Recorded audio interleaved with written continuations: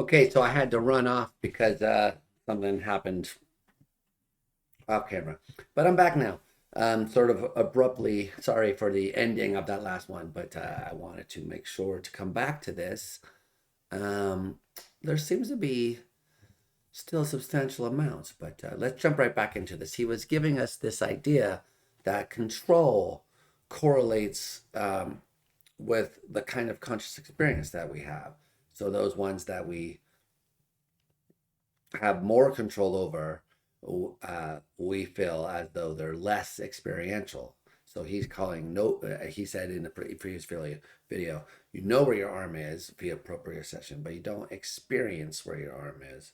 I don't know. I am. I feel like I do. So I disagree with that, but it is an interesting idea. All right, so let's jump right back into this, right where we left off.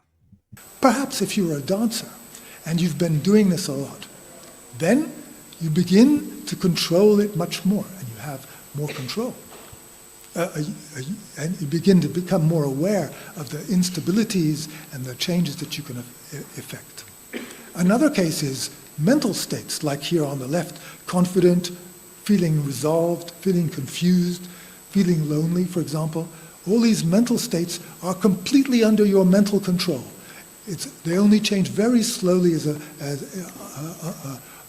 for uncontrollable reasons. So I've put them, and it's rather a slow form of control. So as I would predict, these kind of experiences will be more knowledge-like and not occurring and ongoing, and they'll be more state-like. And now consider also very interesting visceral processes like my blood pressure, my heartbeat, oxygen in my blood, etc. Well, we are not aware of these like we are aware of perceptual experiences. Why not? Well, because this time we have absolutely no voluntary control of them. Obviously, it's true that you can control your heartbeat and your oxygen by running very fast, but this control is nothing like the give and take that you have when you're seeing or you're hearing. So it makes sense that one should simply not experience these as experiences. Huh. I mean, do we buy that? Because there is obviously a kind of control over my heart rate. It's just not conscious, or he said voluntary. Okay. But there are areas in the brain that, if they detect threats, speed up the heart. And parasympathetic nervous system, when I'm relaxing, slows down the heart. So that is completely under my control. Whether the heart speeds up or slows down is a complete matter of these control systems in my brain when all goes well. So, of course, they're not consciously experienced. I agree with that. So, doesn't that suggest that this kind of control isn't associated with consciousness? Now, he said voluntary control. So, there's no sense in which I can just, like right now, kind of go heart rate speed up and have it speed up. And the way I can go arm do that and the arm does that. So, voluntary control, it's depends on stimulus. But if I start thinking about various things, my heart rate will respond. If I start thinking about food, my mouth will salivate. So there's that kind of control as well, which is these lower level control systems responding to this higher level stuff. So I find this stuff about control to be interesting, but I don't really see it, again, as addressing the hard problem or telling us anything really about consciousness. Metaphysical reminder. This is an attempt to account for subjective judgments in terms of objectively measured information flow. This is not just a subjective quality space about judgments about types of experiences. Okay? I'm making predictions here. And the link between the subjective and objective is a constitutive link, not a causal link. Okay? I'm suggesting that what people mean by an experience having an occurrent quality is that we can exercise partial control fairly quickly, etc. So I've been talking about how the feeling of ongoingness, occurringness, realness, livedness could perhaps be accounted for in terms of the controllability of the information, the objective information flow into my mind, into my brain, via my voluntary actions. I would have liked to have had time to explain to you how the locus of the experience can also be explained in that way, but I don't have time.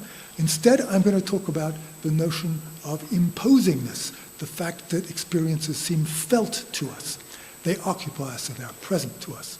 And I'm going to explain that in terms of the controllability, now not of information flow, but of the actions themselves.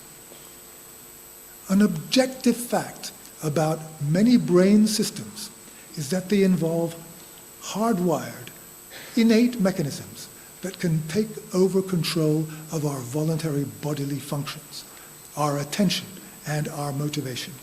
They are exogenous, independent of our will, automatic, difficult to resist voluntarily. I suggest that these facts contribute to the subjective impression of imposingness. Pain is the obvious example. So pain, when you stick your finger in the fire, it jerks out of the fire automatically. So pain takes over control of your voluntary actions. It obviously... I don't think that's a very good example for his case because, as far as I understand it, that's a spinal reflex motion whereby putting your finger into the fire causes neurons there to be damaged, which sends a signal, which synapses onto motor neurons in the spine, which then send up to the brain the signal, but also synapse onto a other neuron, which goes back and initiates the motion. So the pulling back of the finger from the fire is caused to happen before the experience of the pain.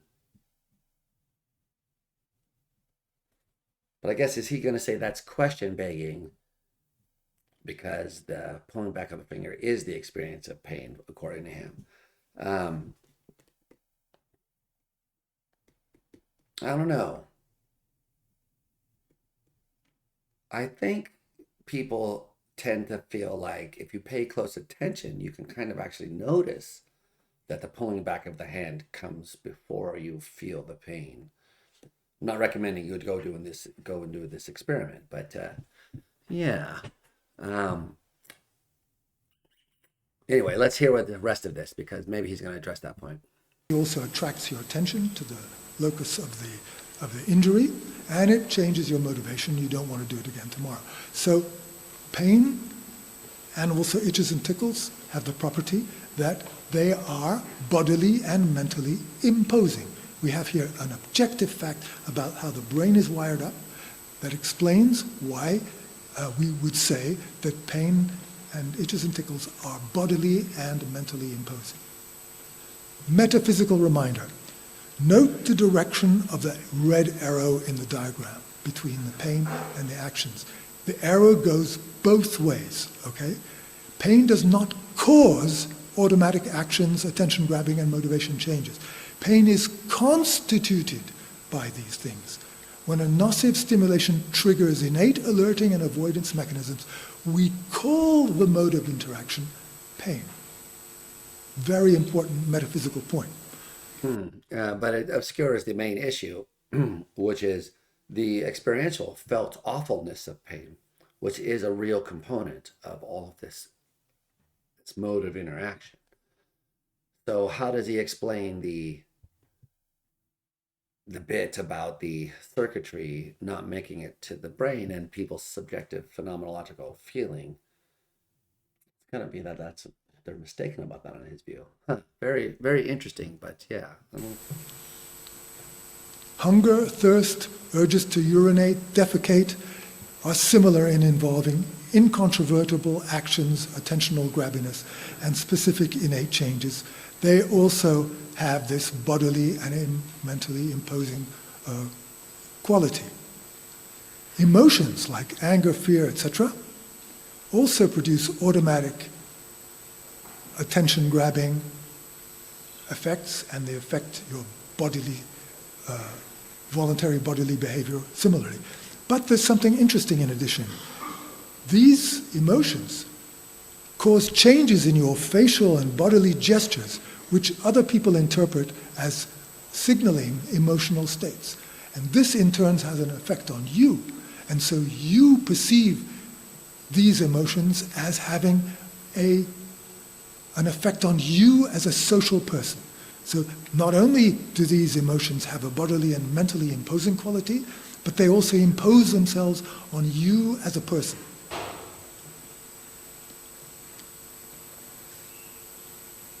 Let's look at the perceptual senses, and in particular vision. This is something very interesting. In addition to having these innate alerting responses, there are what I would call orienting reactions. In particular, the case of vision. If there's a complex visual scene over to the right in your visual field or a high contrast stimulus, your eyes are innately wired up to saccade towards the complex scene. In fact, your eyes saccade around involuntarily all the time. And this innate, automatic, incontrovertible guiding process takes over, in fact, the intake of information. And so this gives you the impression that you are looking at a world that is continually present in front of you. It gives you this grand illusion of richness and impression, of displayedness of the visual field in front of you.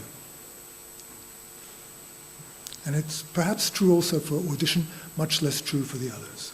What gives you that impression? Hold on. In front of you, the intake of information. And so this gives you the impression. Hold on.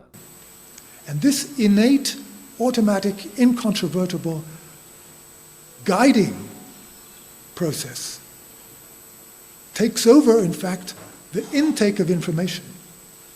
And so this gives you the impression that you are looking at a world that is continually present in front of you. It gives you this grand illusion of richness and impression, of displayedness of the visual field in front of you.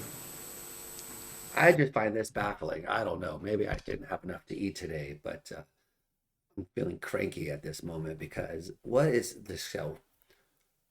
Look, I understand kind of the general point. It's like there's something in the world that grabs your attention, gives you the cognitive system representation of an object in the environment. You could describe all that stuff without consciousness. So how is this grand illusion of richness, the impression of displayedness, where does all this stuff come in?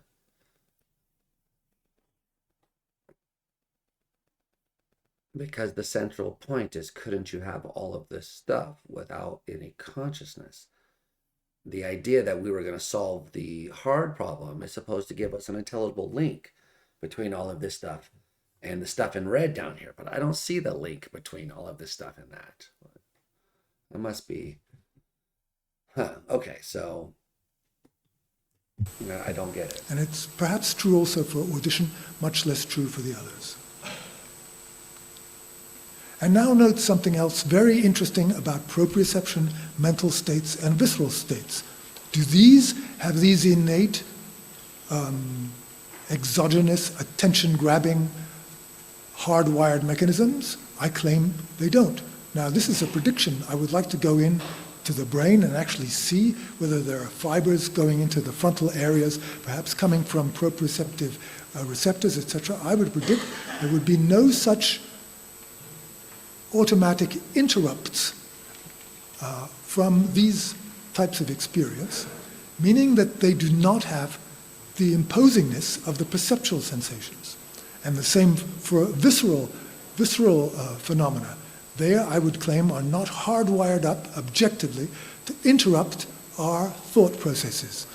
And this explains also why they don't have this imposingness. Of course, visceral states can indirectly affect your state of mind, but it's only indirect. I think what characterizes the perceptual sensations is that they are hardwired to interrupt your attention and cognitive processing. So taken together, you see, the whole story is a bit messy here. But globally, the idea is that the objective facts about information flow and about how hardwired mechanisms in the brain can interfere with our cognitive processing, those objective facts can account pretty well for a lot of things that people say when they say that there's something it's like. The areas of the diagram here in the middle are experience types which have this partial control, and they have a certain degree of imposingness, and it is these that we all agree really feel like something. And some of them are more occurrent and ongoing, like the ones on the right, the perceptual states, whereas the more mental states, the more emotional and bodily states, I'm going to go closer, the more bodily states, thank you, they have a more state-like character. And then, of course, I can explain in this for objective reasons why a thing like proprioception, which is a proper sensory modality, or a properly sensory system, complex sensory system, why we do not have the same kind of ongoing occurrent feeling about it. So in summary, I hope I've convinced you that some of the subjective impressions we have that contribute to something it's like can be accounted for in terms of objective facts about the controllability, on the one hand, of information processing through my voluntary actions, and on the other hand, through control of my actions themselves. Conclusion number one, this attempt to understand something it's like is just a start, and it needs much more work. I need help from young people to look in more detail, in particular about how to objectively measure these degrees of controllability. And we also need a way to psychophysically, perhaps, better accumulate judgments about the different degrees to which people will apply these epithets like ongoing, occurrent, real, displayed, present. I have made some development along these lines in a recent paper in Frontiers in Psychology, but I'm not really very satisfied with it. Nevertheless, added to the earlier work that I did with the sensory motor approach on the what it's like of color, and on work we've done on touch, modality, pain, smell, and audition, these recent advances, or this recent work, shows the feasibility of what I would call an analytic phenomenology, even as concerns something so strange and mysterious as something it's like. So if you want further information, you can find it on my website and also download my book. Thank you.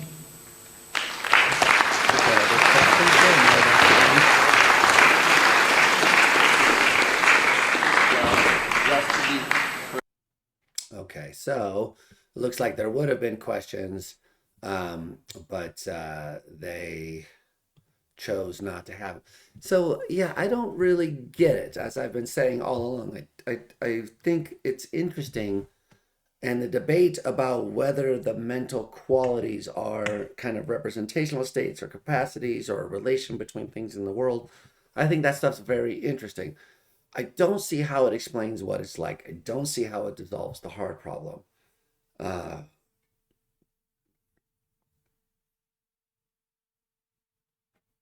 you can make some progress on explaining why people say the things they do, but haven't you made any progress on saying why it feels like it does, why there's something that it's like in this particular way? That I don't think this theory has done anything more than any other theory, except to point out some interesting things that the brain does and an interesting account of how brains come up with the information processing they do that guides our behavior. But as always, this sort of leaves you wondering, why does he think it dissolves the heart problem? Like, what has he even said that even touches that? I must be missing something. So people in the comments or somewhere else, please let me know what I'm missing. All right, cool.